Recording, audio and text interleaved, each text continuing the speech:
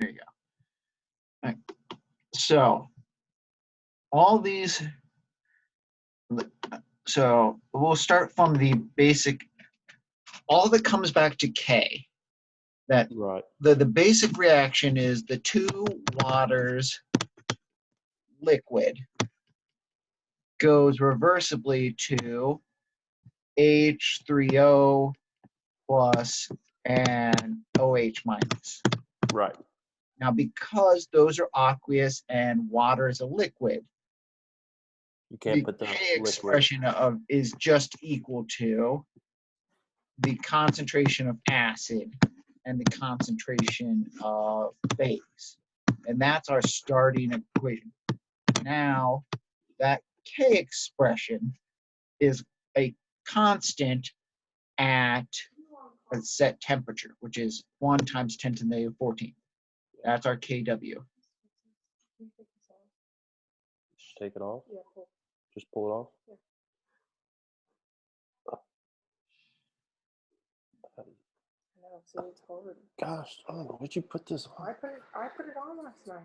Got any more pickle jars you need to open as well? I'm trying to take off a valve for a blood pressure cuff. I don't want to break it, but Can you hear us? yeah, you can hear us. Okay. Yeah, it's okay. I can't get this. I can't get this off. I got it off. You're welcome. Okay. But so that's our starting expression. That's where we go. So it's a pretty big number, 10 to the negative 14th. That's the constant for water, right? That's the constant for water dissociating by itself. Okay. Since all of our acid bases in these two chapters will be in water, this is the one we'll have to deal with. If you were to take an upper level chemistry, you start looking at other solvents that aren't water, and then they would have a different K expression. Because, like, say, ammonia could split into NH2 1 minus and NH4 1 plus. And that would have a different K expression. Okay, because that would technically be a. If that was the solvent, it would be, you would have a different range of how that split apart. Okay, that's what you're saying. Yeah, if you had ethanol as your solvent, you lose a proton on ethanol or gain a proton in ethanol, and you would have a different K expression. So like different things would have different K expressions. But since we just use water for our solvent, we just have to worry about that. Yeah, we only have to worry about 10 to the negative 14th. Okay. Okay. So with that in mind, we know that as H plus goes down, OH minus has to go up because when they're multiplied together, they have to equal 10 to the negative 14th. Okay. Because water is our solvent. So that means, like, seriously, someone's texting me. Okay, but since they have to equal 10 to the negative 14. So if one goes up, so that's where we get our pH scale and all that jazz. So pH is actually just how much acid. Yeah. So now pH is specifically defined as a reverse logarithmic scale, and it's just there to make our life a little bit easier. It's just there to make our life a little bit easier because our crappy human brains have trouble dealing with such big ranges and saying, like, if I said 5.3 times 10 to the negative third, you might think, oh, that's not super concentrated. But if you look at that, that is actually going to be like 2 point something pH. That's going to be very acidic. But if you say, like, oh, that's 8.9 times 10 to the negative 11th, we still can't really process that, even though that's pH 10 something. And so that log, because it's a base 10 system, turns into something we can better visualize. And if you're graphing this, a logarithmic scale, it would be like super sharp. Oh, sorry, it'd be like something like just moving up, because every time you increase the value by a factor of 10, you go from 10 to 100, or 100 to 1,000, or 1,000 to 10,000. you're going by 1 pH unit. So when you drop the pH scale, suddenly you're like, oh, it's more, we can really see the linearity. So oftentimes we like use a logarithmic scale with really big numbers so it looks linear to the eye and we can tell that. So I'm just clearing those. But okay, so there's our pH. And now We use negative log so of negative our log. acid. That's so it turns the negative. You would, if you didn't do a negative log, you would have had a negative number. This is just to make sure everything's positive. So the same way, POH is just the negative log of our OH minus concentration. So that's pretty straightforward. Now, how do we get the pH? So the rule of logs. Log of A times B is equal to log A plus log B. So that's a rule of logs. That's a mathematical thing. That's nothing chemistry related. That's a mathematical relationship you can test and you can see. Just the same way of log of A minus A divided by B is going to be equal to log A minus log B. So those are some rules of logs. So what we do to get our basic thing is, so if I take the K of water, and that's H plus times OH minus, and I took the negative log of this side and the negative log of that side, I can split those up. The negative log of H plus the negative log of OH minus, and that gives us, well, 10 to the negative 14. If I take the negative log of that, that gives us 14. And that gives us pH plus POH. So that's where we get the relationship of pH and POH.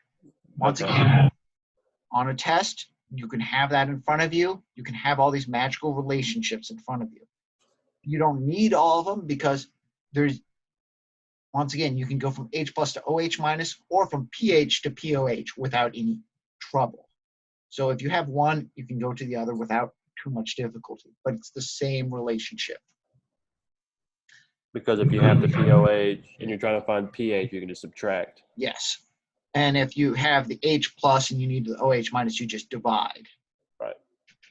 So, but that's our basics. Now, real quick, if pH is equal to the negative log of H plus, then how do we get H plus from pH? We got to do Subtract. everything in reverse. You got to do everything in reverse. So step one, you would divide by negative 1. Divide by negative 1. So this becomes negative pH equals log of H. Now the inverse of this, the inverse of a log is a base 10. So I'm going to take this to a base 10. So this cancels out, and we're left with 10 to the power of negative pH equals H plus. Yeah, I had to look this up the other day when I was doing the homework. I had to look it up. But that is just the opposite. You're basically doing all the steps in reverse. Right. So you cancel it out. Just the same way as if I had x equals 5b minus 3, you would say, how do I solve for b? You'd first add 3 to the one side and then divide the whole thing by 5. Right. So I'm just, oh, I have this number. I'm gonna flip the negative to the other side, and then I'm going to do the inverse log to undo that. And that's one of your magical equations. And the same thing, you can turn OH minus to POH or POH to OH minus the same way. You just switch in the different terms because we still have that magical relationship. Right. Does that make sense? If this, Yeah. okay. So with that in mind, those are the base equations. Every acid-base reaction, if it's an acid, will undergo some form of this reaction. So the hot HA that she's talking about. An acid, just an acid of some type. It Okay. doesn't matter which acid. It's going to do this. H3O plus and A minus. So I'm going to write it for an actual acid. Let's say phosphoric, H3PO4 plus water goes to H3O plus and H2PO4 1 minus. So the H2PO4 1 minus is your A minus. So when we add a proton, we just went from 1 minus to neutral. And the number of protons goes up by 1.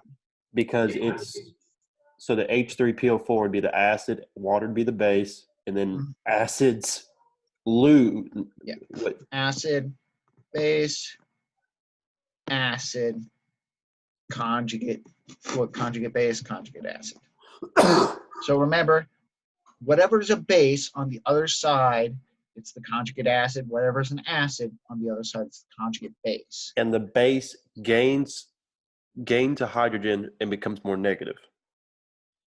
Yeah, well, the base gains a hydrogen to become more positive. So I'll become more look at my positive. here. So like this acid, when it goes to the right, loses a proton and becomes more negative. This Okay. base, when it moves to the right, gains a proton and becomes more positive. Because a hydrogen only has one electron, so when it's leaving, it's going to lose that one bit of positive. Yeah, Okay. 1 electron, yes. So the acid here, the conjugate acid H3O plus, if I'm going backwards, going from right to left, it's going to lose a proton and become less positive again. So, And this guy, as a base, if I'm going from right to left, it gains a proton and becomes less negative. So it's a gotta remember. base. It'd be a base because it's so remember the base, when you describe the base, it's when it goes from where it's at to the other side. So it's only an acid because on the other side it's lost a proton.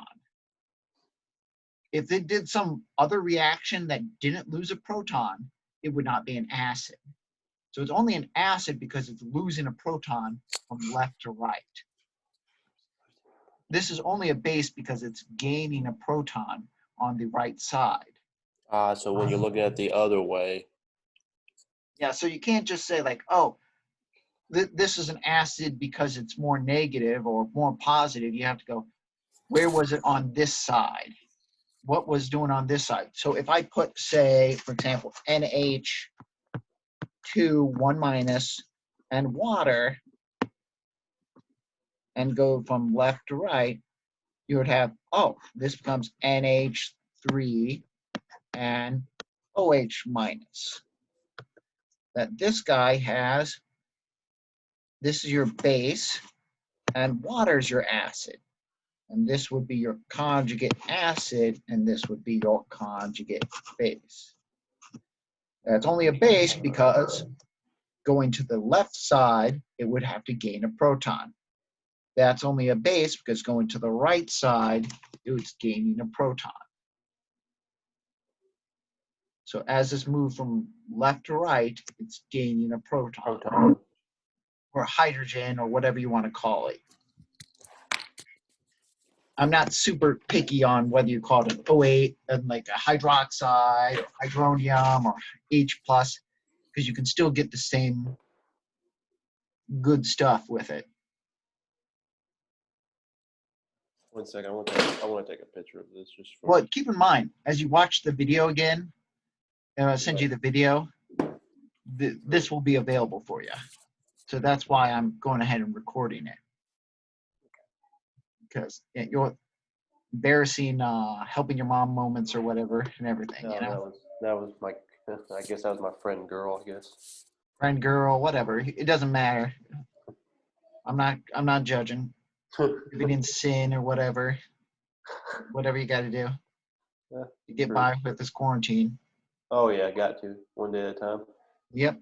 But okay, so with that in mind, any acid situation, it's always going to be rewriting this guy.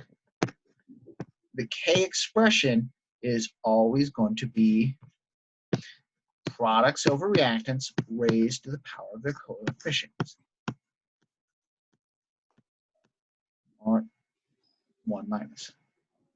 So products, H3O plus times H2PO4 1 minus. Reactants, we don't include the water because it's a pure liquid. It's our solvent. So it's always this and this over that. Now, because this is for an acid and not a base, we call it a Ka. If it was for the reverse reaction, I got to erase this real quick, but let me see if I can move this higher so I can actually start up.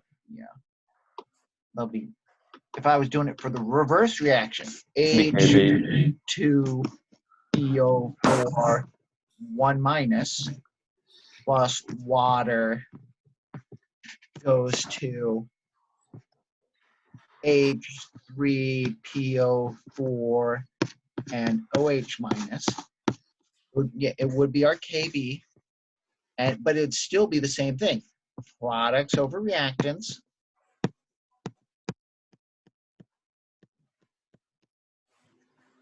all over my starting component, and we don't include the water. So what makes it different, really?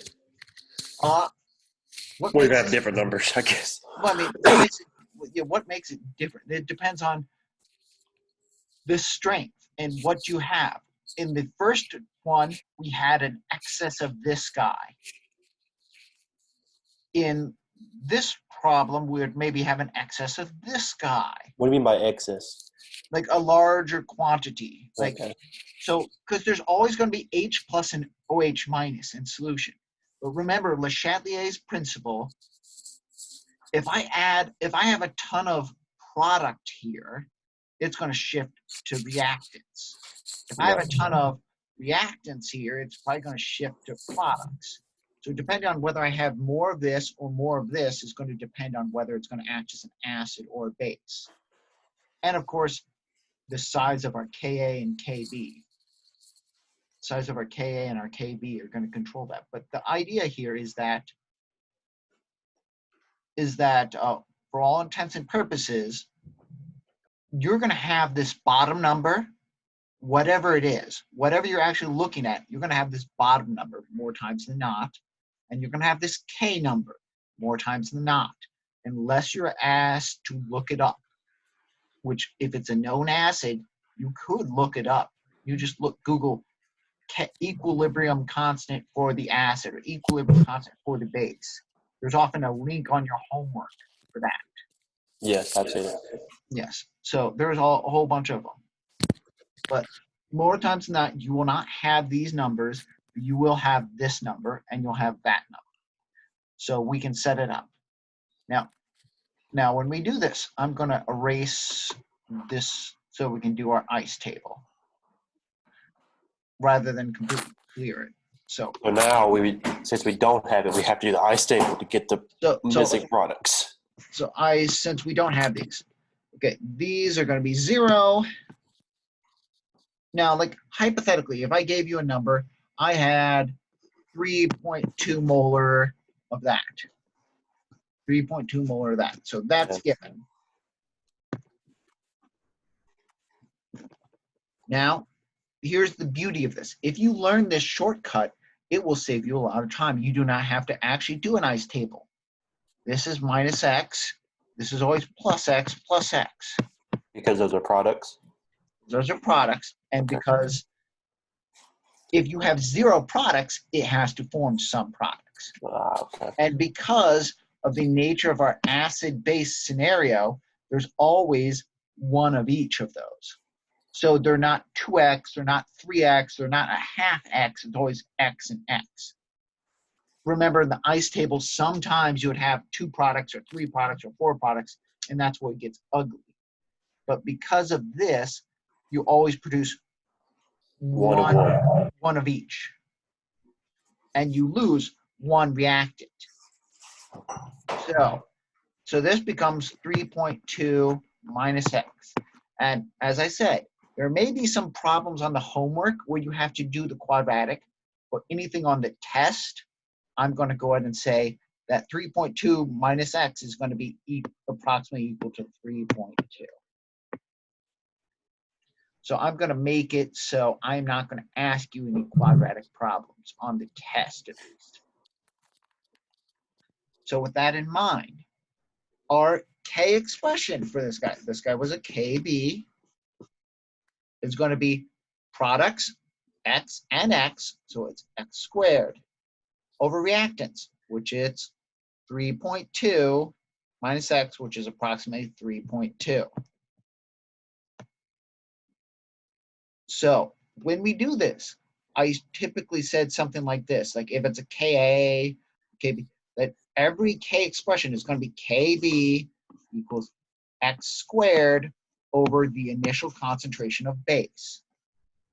That's So that's what you're saying. You don't have to go through and do all the because it follows a repetitious pattern. If you see the pattern, it's like, oh, every time I'm going to get the same thing. So I know 3.2 is our base. I know our KB. I plug that in. And then you go, okay, with that in mind, there's our base, there's our KB. And so we have to solve for X. X is equal to that, but it's all, X is equal to our H3PO4, but X is also equal to our OH minus. So, and because of that, we can find our POH from that number. So we're always going to need either OH minus or H plus. So it's always the same general steps. The only difference then becomes, am I going to ask you for POH at the end or pH at the end? And so you just might have to take your last thing and convert it. And then you take it and just convert, do the negative log.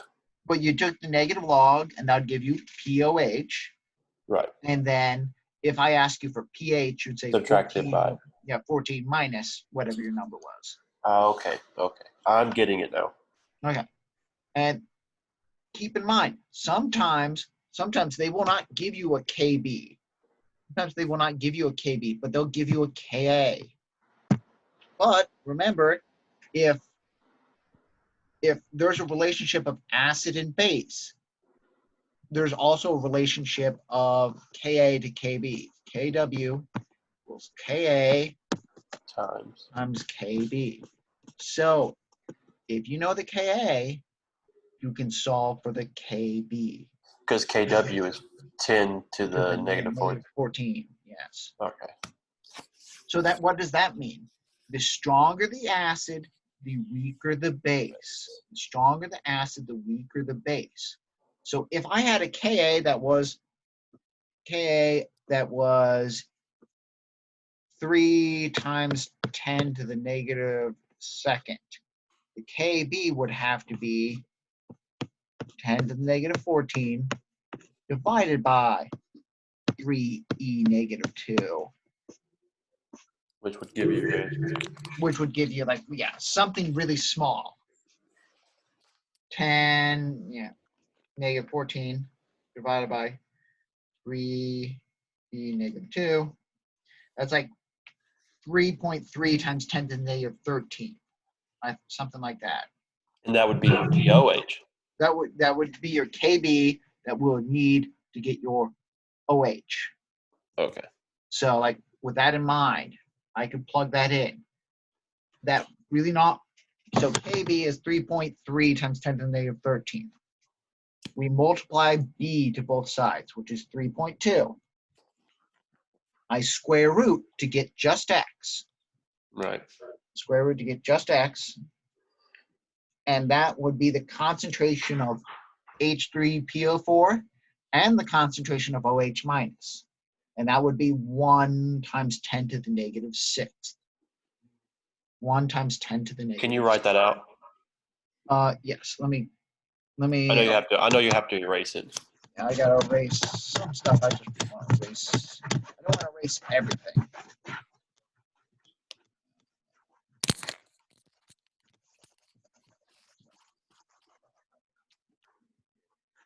That's good enough. Okay. Okay. Well, okay.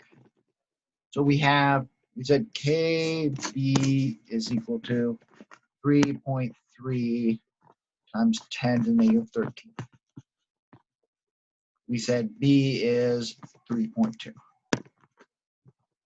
So we say KB times B is equal to X squared. So plugging those two numbers in, you get 1.066 times 10 to the negative 12 equals X squared. Square root that, and you get what, like 1.03 times 10 to the negative 6 is equal to X, which is equal to our OH minus. Okay. Now, negative log of that gives us our POH. Negative log of that gives us our, so negative log of 1 times 10 to the negative 6 gives us 5.99. So that's our POH, and then we can take that and subtract it by Yeah. by the 14 and get our pH. Yeah. So our pH is like what, 801. So 801, it is barely basic, but it's basic nonetheless. Right. It's above 7, so it's basic. Correct. Okay. I think I understand it now. So if it gives us a concentration, It will always give you a concentration of an acid or a base. but they want us to do the ice table, but you don't necessarily have to. You don't have to because it is repetitious. You can just throw it all over X squared over whatever your concentration is. Yes, that's what I'm saying. There's a repetitious thing that for Ka, you can say equals X squared over HA minus X, which is, you can probably say more times than not, is X squared over HA. Right. And you will be given, and those will be given. Okay. Now, as I said, the KB, HA, KB and B, it would be the same thing. Same thing. And if you have KB, but you need to find Ka, you have the KW equals KB times KB. Well, yeah. So it's just you got to think your way through what steps do I have to do. But the steps are so repetitious that if you do it and you practice it, you're like, oh, okay, I do this and I do this. Now, if it was a strong acid, if it's a strong acid, you don't find a Ka for it. You look and try to find a Ka and you can't find a Ka. It's just your ice table would look like this. HCl, say I had the same 3.2.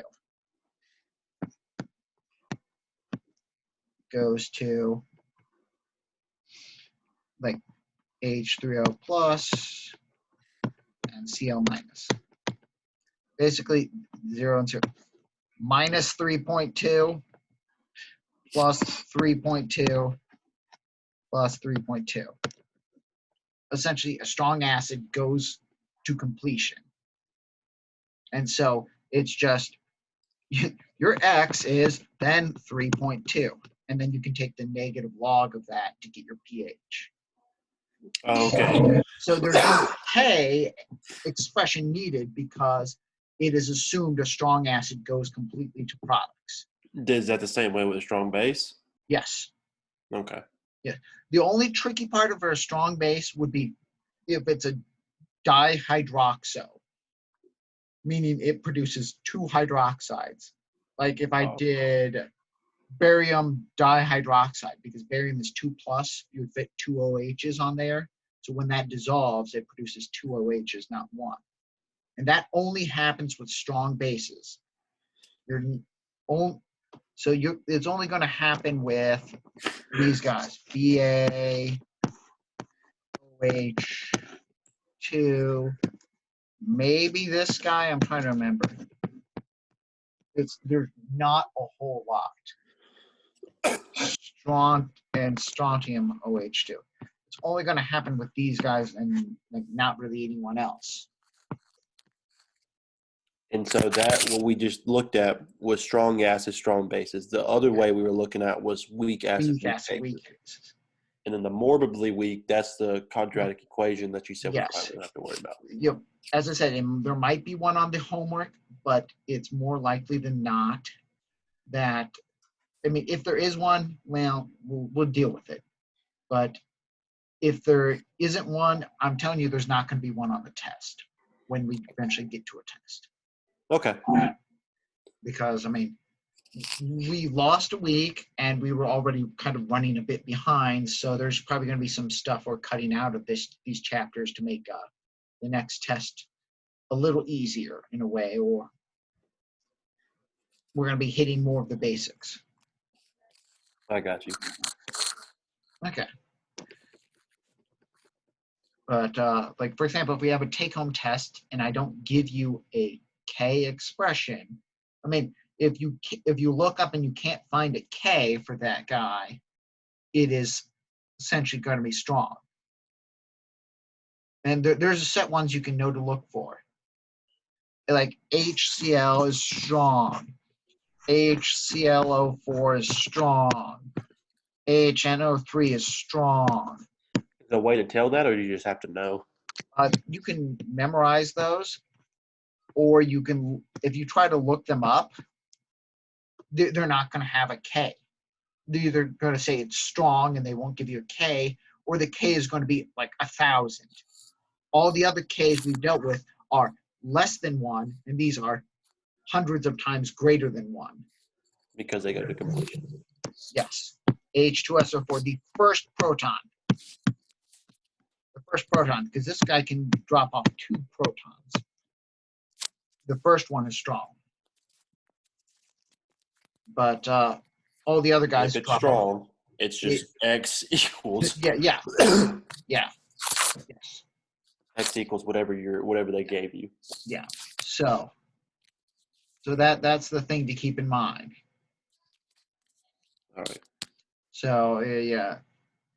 You're gonna send me this recording? Oh yeah, I'll send you this recording. Okay, sweet. If it doesn't automatically email it to you when we're done, I'll see if I can send it to you. Okay. I'll find a way, whether it's put on Google Drive or whatever. Okay, is that the main questions? No, I think that pretty much touched on everything that I had questions about. I mean, went over the acid base and what makes them which. Went over all the calculations. I think I'm good. Now, the question is, would you mind me putting this online for everyone? No, yeah, go ahead. Don't bother me. Okay. Yeah, go for it. Okay. Then, with that in mind, if you have any more questions, we can do this again. Yeah, that's no big deal. Okay.